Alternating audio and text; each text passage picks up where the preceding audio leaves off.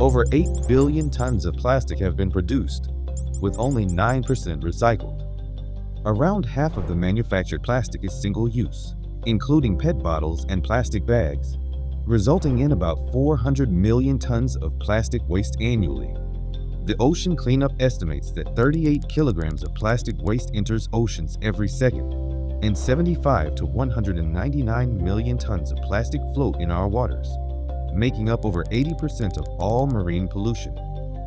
Without urgent action, plastic waste entering aquatic ecosystems could nearly triple to 23 to 37 million tons per year by 2040 compared to 2016. The OECD estimates that annual plastics production, use, and waste generation will increase by 70% in 2040 compared to 2020. In 2022, 175 countries agreed to form a global legally binding treaty to tackle plastic pollution and irresponsible waste management, as well as improve plastic production and design. Negotiations on the Global Plastics Treaty were expected to conclude in December 2024 at a special meeting in Busan, South Korea.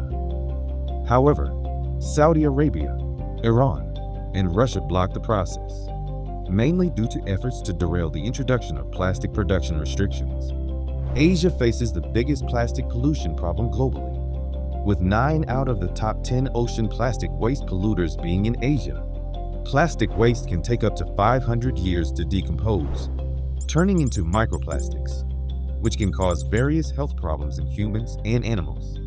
Plastic is also deeply linked to climate change and air pollution, with 98% of single-use plastic coming from fossil fuels.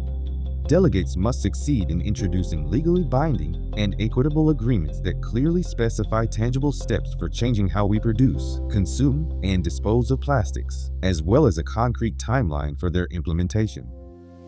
UN experts urged the inclusion of explicit references to human rights in the final text and increased transparency and accountability from the biggest polluters and producers.